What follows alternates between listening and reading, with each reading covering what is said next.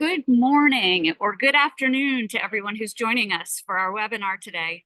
I'm Barb Stuckey, Chief Innovation and Marketing Officer at Mattson, and we're really excited to teach you a little bit about something that you've probably heard of but don't know a lot about, and that is upcycled ingredients for formulation, for menu development, whatever you need ingredients for. If you're in any way looking for more sustainability, this is one way to do it. So I am going to quickly hand this over to my colleagues, Emily Auerbach and Jaime Reeves, who are going to take you through this great topic and let you know where you can find upcycled ingredients and whether or not they're for you. There is a Q&A, so if you'd like to put your questions into the Q&A, feel free to do that. We will hold all of the questions until the end, though, and then I will be doling them out to either Emily or Jaime.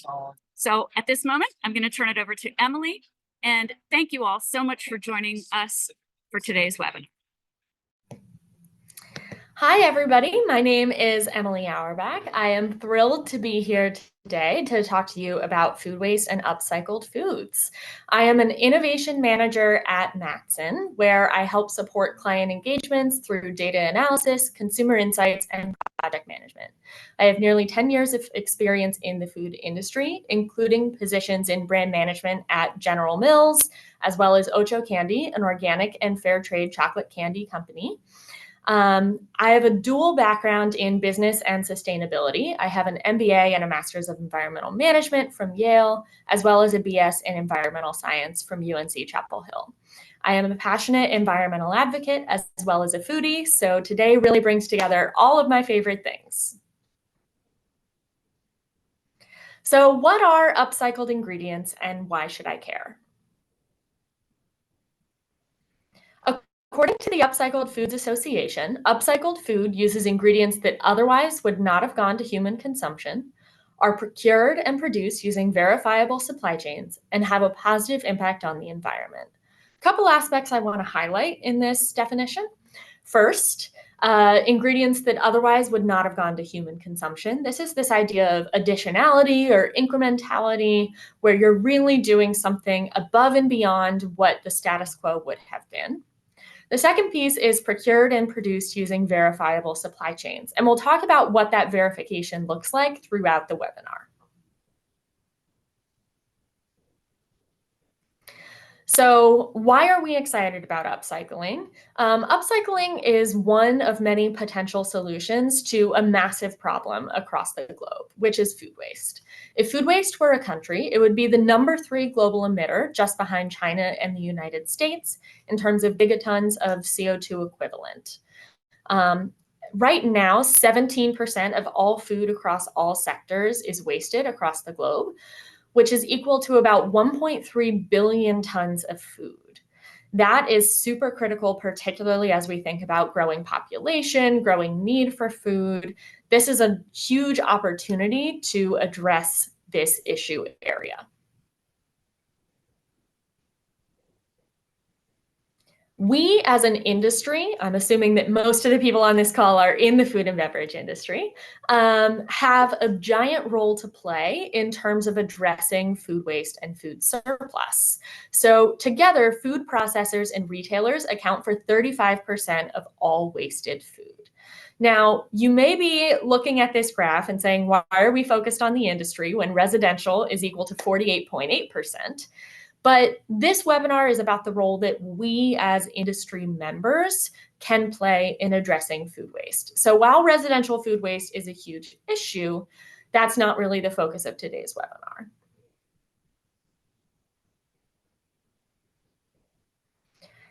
In case addressing food waste isn't enough of a motivation for you, we've got additional benefits that you should consider in terms of your corporate role. So first is adhering to the UN Sustainable Development Goals. If this is part of your environmental, social, and governance or ESG strategy, there is an opportunity to adhere to SDG Goal 12, which is to have per capita global food waste by 2030. Another potential connection to your ESG goals as a corporate actor is climate change mitigation. Project Drawdown, which is a leading climate organization, says that decreasing food waste is the most effective climate solution within the food and agriculture sector. And then finally, we believe that there's a great marketing opportunity in decreasing food waste. We conducted some proprietary research and found that 95% of consumers felt it was important to do their part to reduce food waste in their own lives. And upcycling is one way to do so.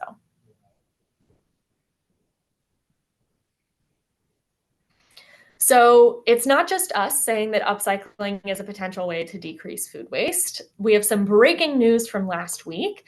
The FDA, USDA, and EPA all collaborated to propose a national strategy to reduce US food loss and waste.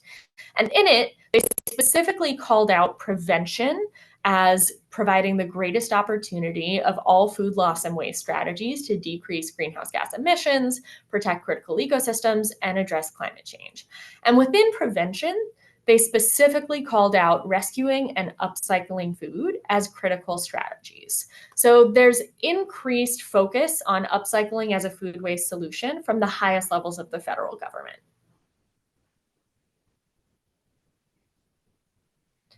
We're also seeing that the EPA has released an updated food waste scale. So in case those three agencies weren't enough for you, we've got an additional impact from the EPA here from October 2023, where they really compared the preference of the government for specific activities that will help reduce food waste. And you'll see that while number one is prevention, producing, buying, and serving only what's needed, number two here is donation or upcycling. So that's a really great endorsement from the Environmental Protection Agency.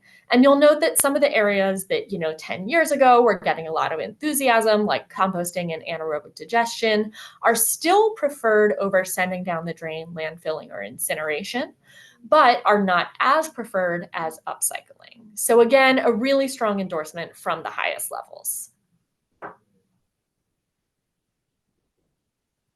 In case you're still not convinced or you're not focused on those environmental, social, and governance goals, we also have cold hard cash to speak to you about the importance of upcycling. So ReFed has done a great job quantifying potential solutions for manufacturers in terms of net financial benefit. And manufacturing byproduct utilization, also known as upcycling, is the number one recommended solution, with a potential of up to $2 billion in annual net financial benefit across the industry. So this is a true triple bottom line solution. Before I pass it over to Jaime to talk about some of the technical considerations for upcycling, I also just wanted to set a little bit of context that although there's all this enthusiasm from the joint strategy, from the EPA scale, upcycling is not new. Upcycling is not something novel and scary. It's actually something that's been a part of the food industry for a really long time. And a great example of that is whey protein. If you've ever had a protein drink or a protein powder, a protein bar, you've probably encountered whey protein, which is actually expelled from curds during the cheese making process. So that is one sort of historical example. We're also seeing the evolution of upcycling towards something like renewal mills products, which use okara flour, which is a byproduct from soy production, either soy milk or tofu or other products that can be used to provide high protein baked goods as well as other products. So there is a strong thread across history and into modern times for the use of upcycling. And with that, I'll pass it over to Jaime to talk about some of the technical considerations. Thanks, Emily. Like Emily said, I am Jaime Reeves. Let me get to my slide, sorry. And I am the EVP of Product Development and Commercialization here at Mattson. I'm responsible for leading product development and commercialization across Mattson's diverse R&D team and manage a broad range of client relationships. I've had a variety of product development roles over my 15-year career. I've I'm a food scientist by training, receiving degrees from Cal Poly SLO, UGA, and PhD at UC Davis. And I'm excited to talk to you about upcycling ingredients, especially from a food science and product development perspective. In preparation for this webinar, we interviewed several food scientists at CPG companies that are actively trying to utilize side streams in their operations. They all said bringing to market an upcycled ingredient is very challenging. We know that consumers like the idea of upcycled ingredients. However, they want it to taste great and sell for the right price, which puts the burden on the food manufacturer to have an upcycled ingredient solve a problem within the company, generate consumer demand, and ultimately pay back for the company. So here are some key considerations that we gathered during our interviews. You definitely have to review your process and decide which waste stream has the most promise to adequately transform into a viable new ingredient with a range of applications that fit your needs or potential customers' needs. Supply chain or supply consistency. Is there a regular ongoing supply of this side stream, or is it from a seasonal crop where it is produced sporadically? Can you expect the same quality consistency over the production period, or does it vary in fiber or protein? Are there consistent volumes that you can produce that fits your individual needs or customer needs? Logistics. Logistics was a big issue for everyone that we interviewed.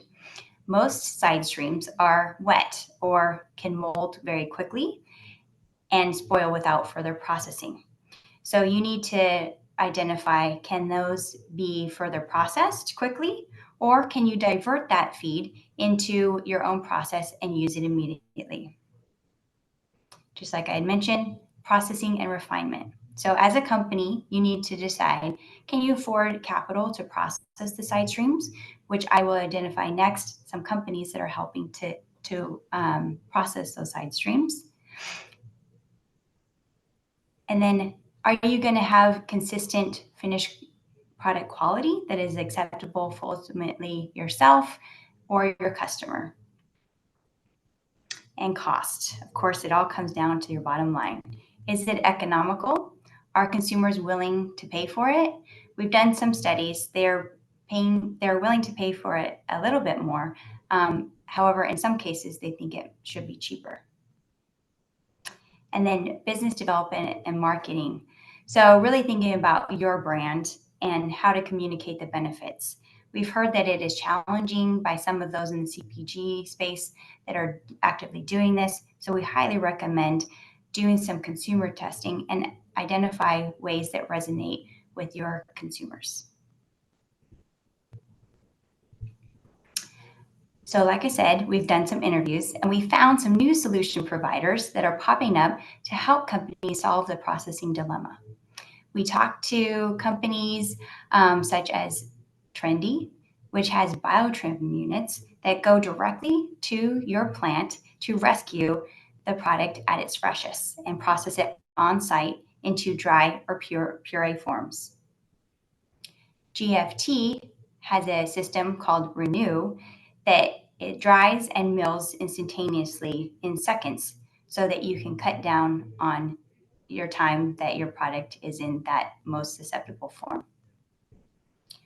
Hyphy is taking food processing wastewater and processing the nutrients into useful inputs via fermentation. BPEX works with processors to find alternate uses for processing byproducts. They help provide custom solutions for processors to reduce their waste streams while contributing to their sustainability goals and bottom line. And lastly, Net Zero has a proprietary equipment and technology platform that transforms food byproducts into new, sustainable, nutrient-rich, upcycled food ingredients efficiently at scale.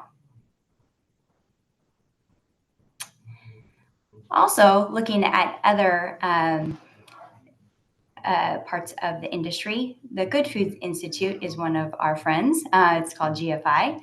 It's a nonprofit think tank, an international organization that is working to accelerate alternative proteins, including upcycled proteins.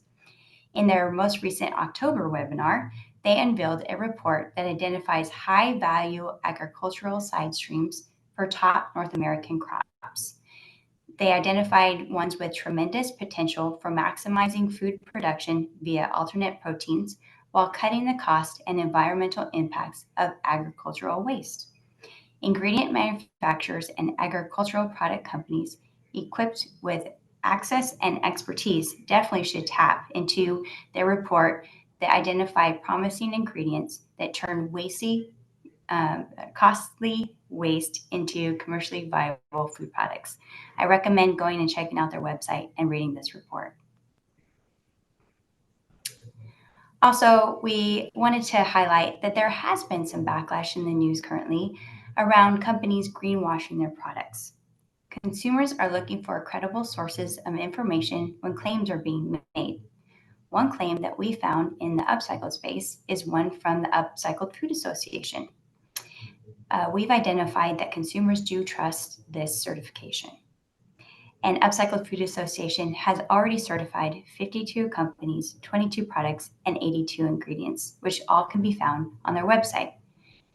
In this next slide, here's an example of products that already have received this certification.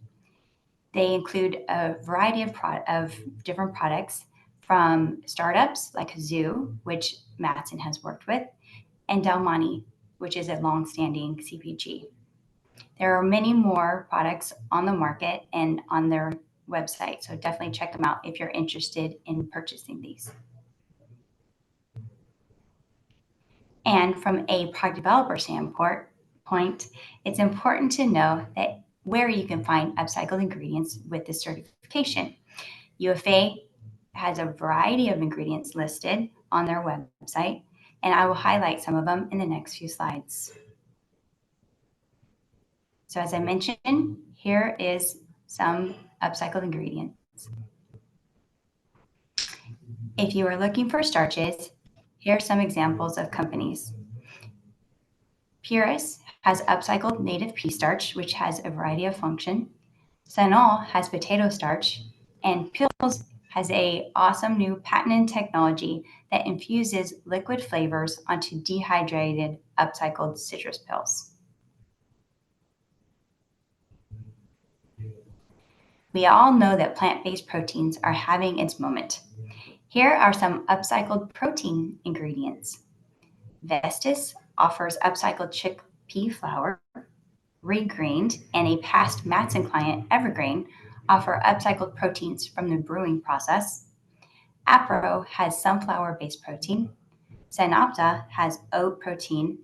And Renewal Mills offers a variety of upcycled ingredients, including oat and akara-based flours and proteins. And just for those of you that may not be familiar with what akara is, it's a byproduct from the tofu production.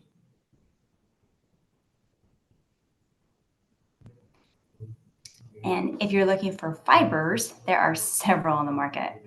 River Valley has upcycled hemp hulls. AgriFiber has corn and oat-based fibers. Southeast Production Company offers fiber from pecan shells. Fruit Smart has fiber from fruit sources, including apple, blueberry, and cranberry. Comet is a company that has a proprietary process to use straw, leaves, and shells of a variety of crops to extract arabinoxylans. Arabinoxylans are one of the most abundant polysaccharides of cereal grain cell walls and is a good probiotic.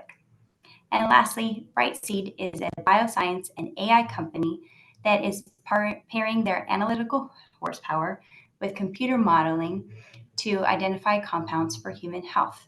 Their first step into a B2B launch is a dietary fiber from upcycled hemp hulls.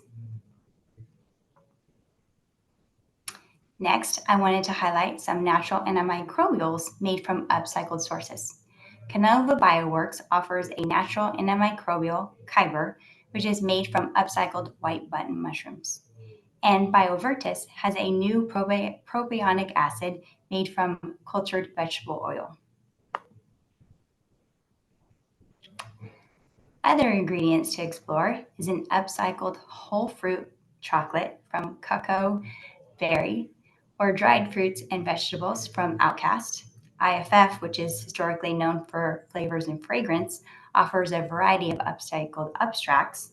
And Coffee Cherry Company has upcycled green coffee beans. So now you're knowledgeable about companies to contact to find upcycled ingredients. Next, let's talk about who's currently using upcycled ingredients in their products.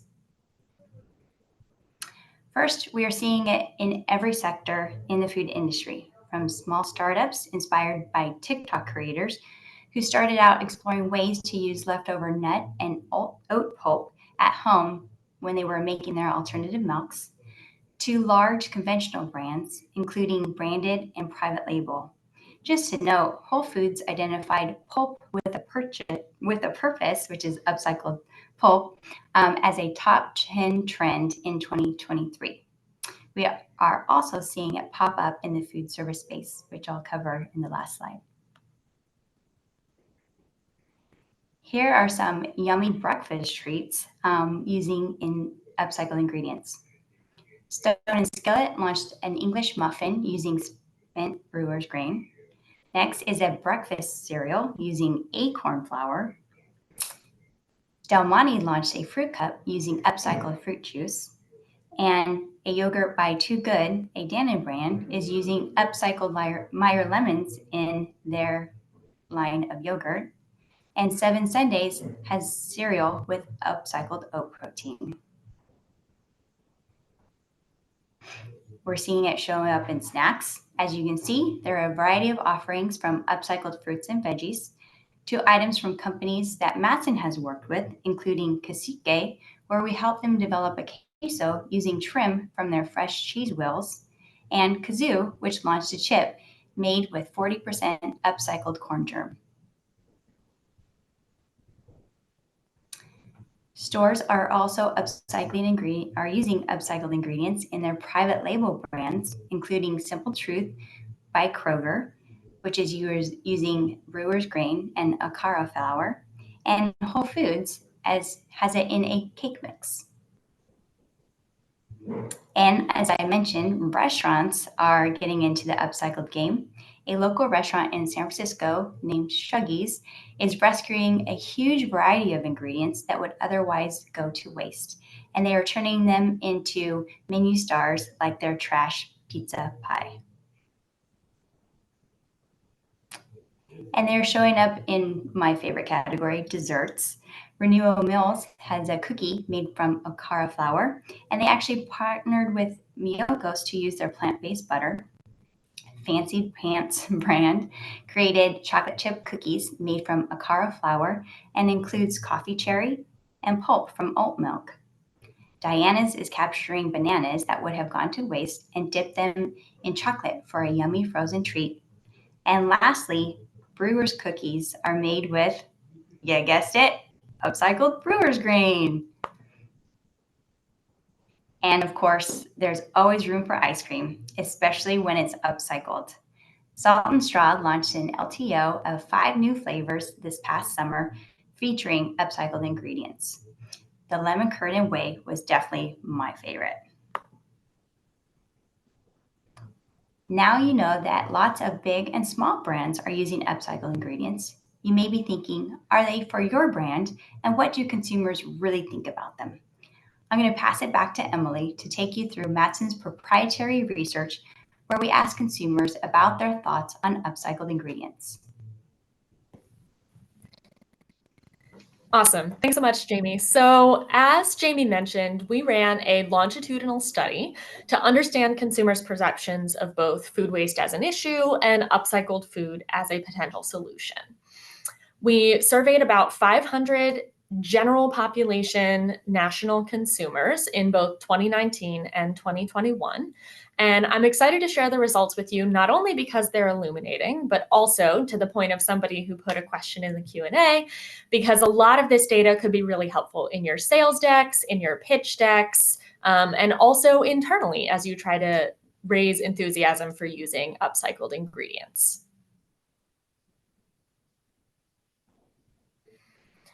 So just to set the foundation, we wanted to ask how consumers think about food waste as an issue. Is it a problem? Is it not a problem? And 99% saw food waste as either an extremely big issue or somewhat of an issue. Only 1% felt that food waste is not important. So in an increasingly polarized world, this is something that has really broken through and reached American consumers.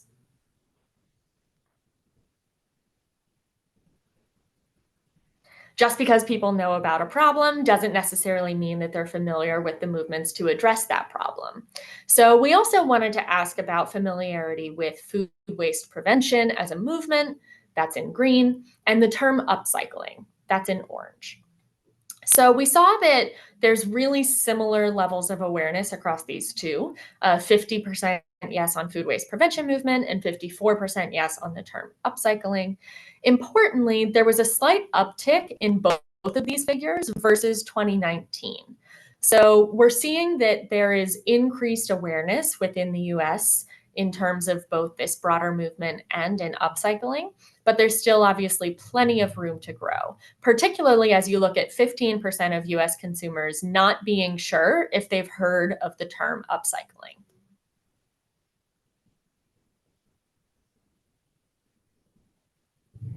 So on this next slide, there's a lot of content, but I'm going to break it down for you.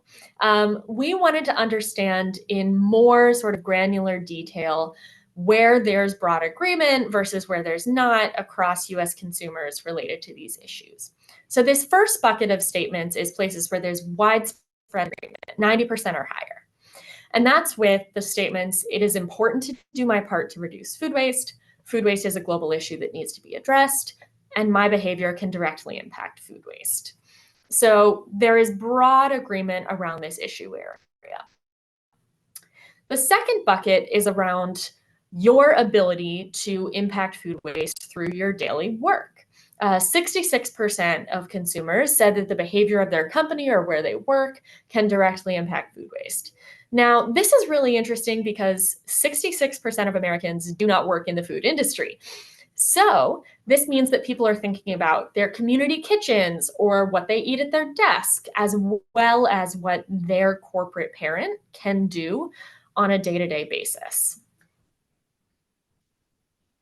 This next bucket, there's 43% of agreement, and that's I aim to buy food and beverage products that use upcycled ingredients. That doesn't sound like a lot, but keep in mind that only 54% of respondents had even heard of the term upcycling. So for 43% of respondents to aim to buy products that use upcycled ingredients is actually really strong. And then this final bucket is really inspiring, actually. Only a very small percentage of people who we surveyed said that they don't really worry about the amount of food they throw away or that there's nothing they can do to help with food waste. Now, as an environmental advocate, I've seen a lot of issues where there is doomism or defeatism around, something like climate change, where people say there's nothing that I as an individual can do to make an impact on this issue. People don't feel that way about food waste. They really feel that they as individuals are empowered to make a difference through their daily behaviors. And that's supported by the data. 48.8% of all food that's wasted is wasted at the residential level. So consumers do have a chance to make a difference. The last thing I'll call out on this slide is that 43% figure of aiming to buy food and beverage products that use upcycled ingredients is actually a little bit higher than it was in 2019. So we're seeing movement in the right direction.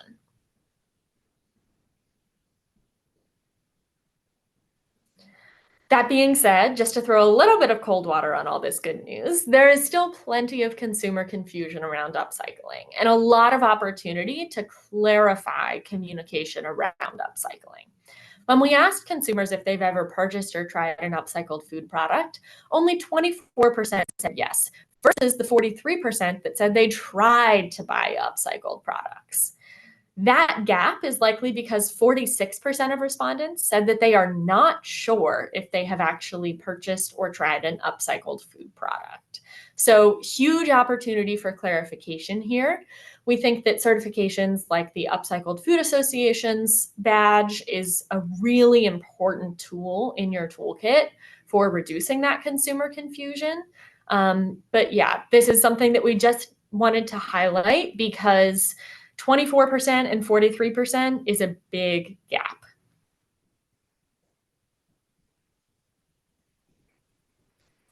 I mentioned this certification, which we're really excited about. Mattson actually is a member of the Upcycled Food Association and has been very involved. And we wanted to see how this certification impacts purchase intent. So in green here, you'll see the bar for makes me more likely to buy, and in orange, you'll see makes me less likely to buy. We wanted to not just ask about this certification, but put it in context of other prominent certifications in the food and beverage space that are focused on responsibility. So you'll see that 51% of respondents said that the upcycled certification will increase their likelihood of buying. Remember that only 54% of consumers have heard of upcycling at all. So this is actually a pretty strong figure. It's also strong compared to regenerative organic certified, which is another emerging certification in the responsibility realm that's had a lot of declarations and commitments around it at the corporate level from actors like Nestle and General Mills. So Upcycled is currently outperforming regenerative organic certified on this metric. That being said, still plenty of room to grow when we compare it to something like USDA organic, which is more likely to drive purchase for 76% of respondents.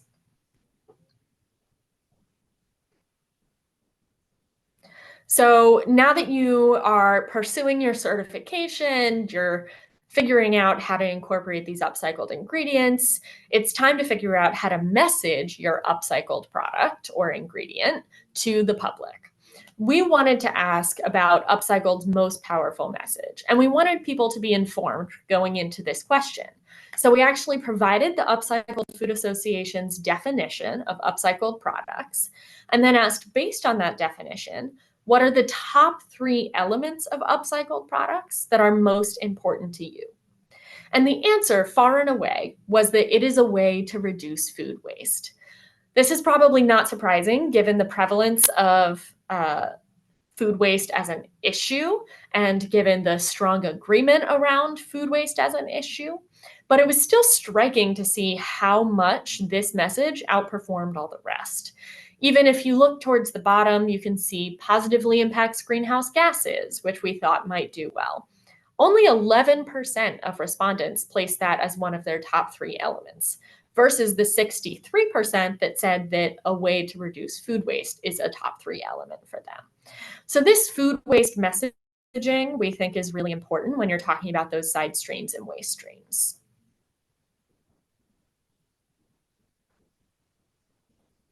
You've got your certification, you've got your message. Now, as a marketer, we know that it's all about segmentation, targeting, and positioning. So who are you going to target your product towards? We turned to research from First Insight, which released this great study across generations, and found that younger consumers are the strongest advocates for upcycled products. So to get to this conclusion, we looked at 2 dimensions. First, in dark green, you can see the percentage of each generation that purchase upcycled products. And then in light green, you can see the percentage of each generation that are willing to pay 10% or more for sustainable products. And what's interesting is that while the silent generation, for instance, is actually fairly likely to purchase upcycled products, they're not that willing to pay a premium for those products. Whereas both millennials and Gen Z are purchasing upcycled products and willing to pay 10% or more for those sustainable products in pretty staggering numbers. So although there's opportunities across every generation, we would definitely say that millennials and Gen Z are the likeliest advocates and consumers for upcycled products and ingredients. To close out this section, we wanted to look at the future of this movement. You know, we've got this longitudinal study that's a snapshot in time, and that's great. We see that 54% figure for people who are familiar with Upcycled, but we wanted to understand what purchase intent is looking like for the coming year as an indicator of whether this movement is gaining steam. And we found that 57% of those who we surveyed intend to buy more upcycled food and beverage products in the next year. Now, at this point in the survey, they had been exposed to the Upcycled Food Association's definition. So we think that's why this figure is higher than the 54% that had heard of upcycling coming into the survey. 37% said that they would buy about the same, and only 6% said that they do not plan to buy at all. Again, we live in an increasingly divided world. Only 6% do not plan to buy upcycled products. That's pretty amazing. So we think that this shows that the future for this movement is really bright, and we're excited to continue to see growth in the number of companies that are using upcycled ingredients and/or products. So in closing, are upcycled ingredients for your brand? Absolutely. We think that every brand that has a target of either of these consumer groups, every brand that is interested in reducing its emissions footprint, every brand that is connected to a company with an environmental, social, and governance strategy, in short, every brand has an opportunity to integrate upcycled ingredients into its supply chain.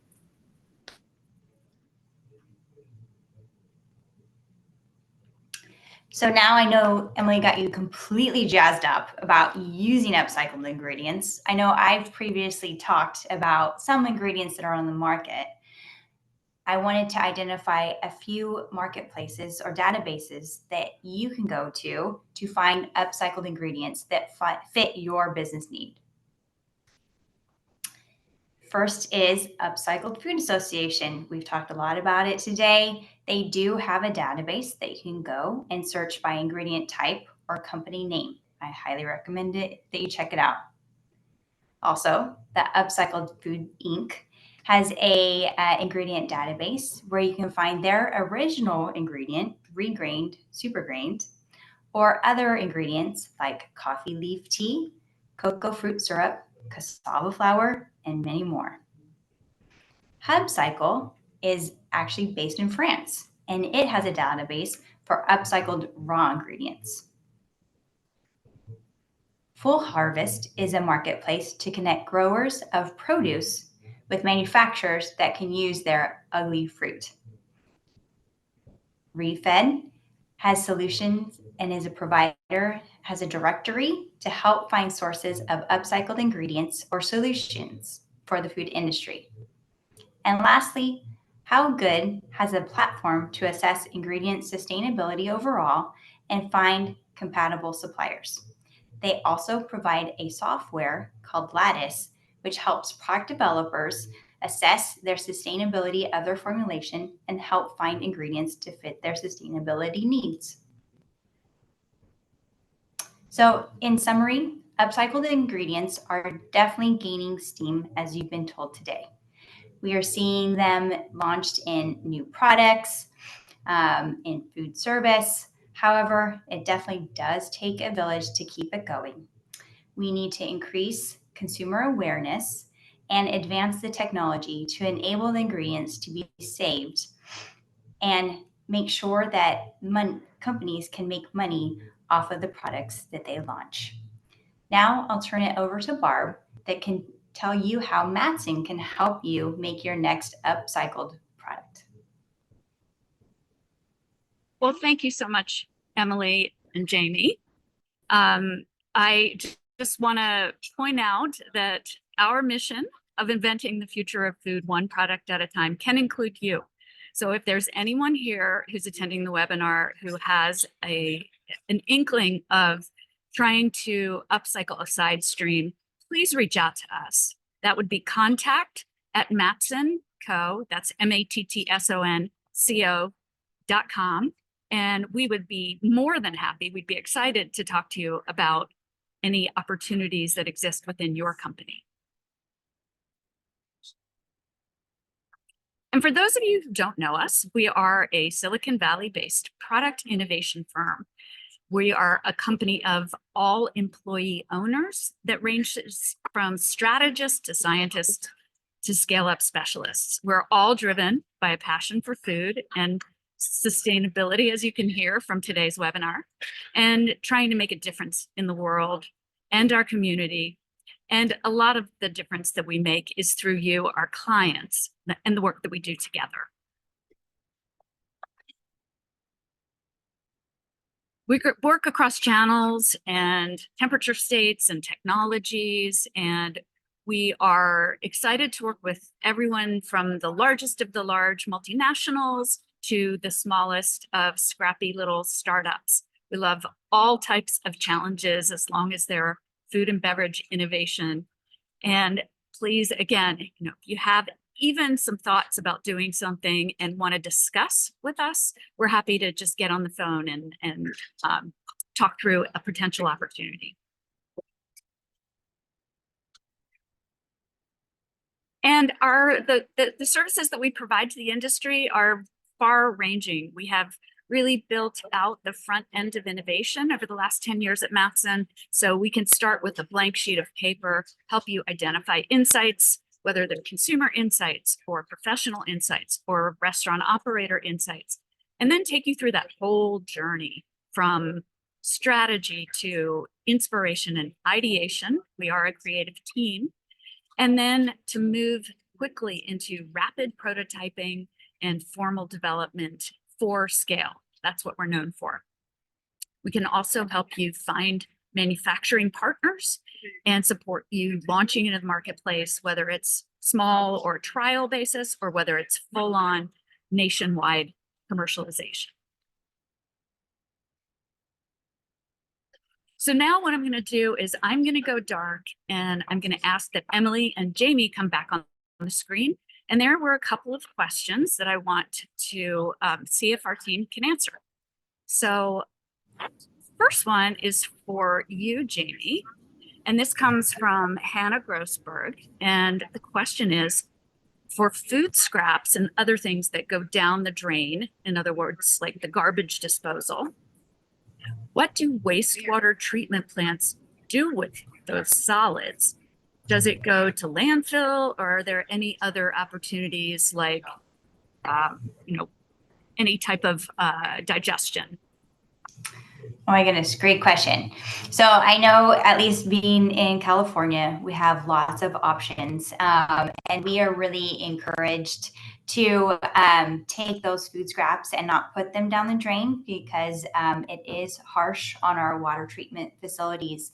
And so we are encouraged to compost. We actually have compost containers that go out with our trash. So I would definitely recommend not putting your food scraps down the trash, and try to compost within your own area, or throw them in the garbage. I don't know if that answered your question, but definitely compost. Yeah, in San Francisco and other places in the Bay Area, we have mandatory compost at the residential level. So this is something we're all familiar with. Yeah, well, and that's a long time ago when I was a grad student. I lived with a microbiologist, and we had our own little container. It was in Georgia, so there was no local composter. So we had a little container, and we had a little compost pile, which I know even cities have places where you can take them if your local garbage man won't pick it up. So. Yeah, there's also been some development of tabletop composting appliances that you can do at your household level too. Okay, so this next question is for you, Emily. And that question is, how does upcycling connect to the broader environmental goals that food and beverage companies are setting at the corporate level? Yeah, I love this question. So I think there's multiple different potential connections. One is greenhouse gas emissions reduction. So a recent study showed that an upcycled cheese product, for example, had a 45% reduction in its carbon footprint versus a traditional cheese.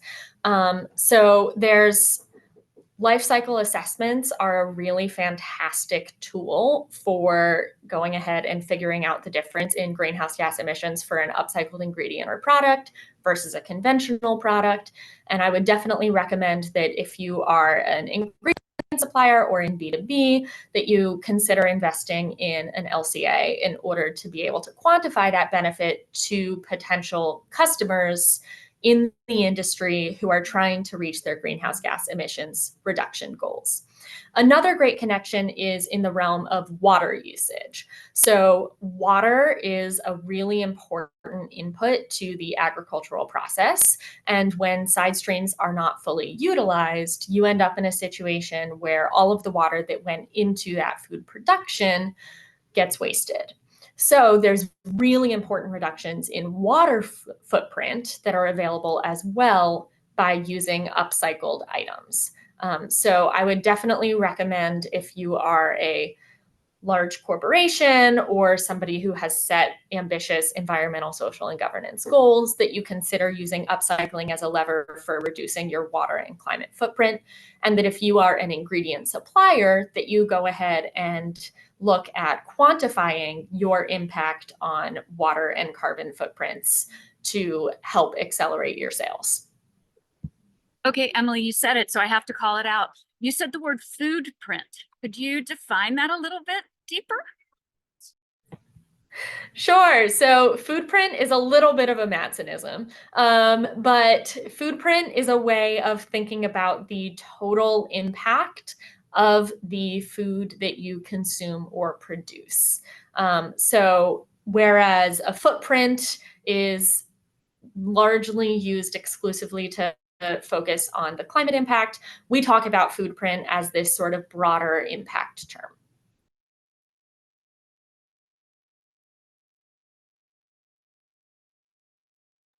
All right, so it looks like we have time for about 2 more questions. This one, I'm not quite sure who to ask this, so I'll let you guys decide. I think it's a really good and provocative question, and that is, how do we really know that upcycled products are more sustainable? Yeah, so I would say that I'll take the first pass at this, and then Jaime, feel free to take it away. I would say that those life cycle assessments that I was talking about are a really powerful tool for quantifying in a really measurable way the impact from a greenhouse gas emission standpoint. Another great resource in terms of looking at the impact of upcycling in terms of sustainability is Refed, who we've cited a couple of times in this presentation. Refed has done a lot of work partnering with scientists and publishing works in peer-reviewed journals that are able to quantify that impact from both an emission standpoint and a water standpoint. So I would say, especially compared to some of the other areas in the sustainability realm in food and agriculture, this is an area where we actually have pretty robust mechanisms in place for quantifying that sustainability impact. I think that was a great answer. Thank you so much for that. I do. I have nothing to add. That was great job. All right. Well, I want to shout out one of our attendees today, Sue Marshall from Net Zero, another organization. And she's commenting that this webinar is a great tool to send to people who are just being introduced to the concept of upcycling, especially food and beverage manufacturers. And I would agree that that's the case. And I would make this offer to you, Sue, at Net Zero, and everyone else who's attending here today, that if this sounds like something that you would like to socialize throughout your company, we are more than happy to set something up and do a private presentation to your team especially helpful for R&D and culinary teams, but also for procurement and others who are involved in buying and speccing ingredients into formulations. So I think at this point we have no new questions coming in. So I am gonna say thank you so much for joining us on this webinar. Hopefully you learned some new information. And please feel free to reach out to us if you have any questions. And I want to thank Emily Auerbach and Jaime Reeves for your presentation today and all the work that went into putting this together. Thank you guys, and thanks everyone. We'll see you soon.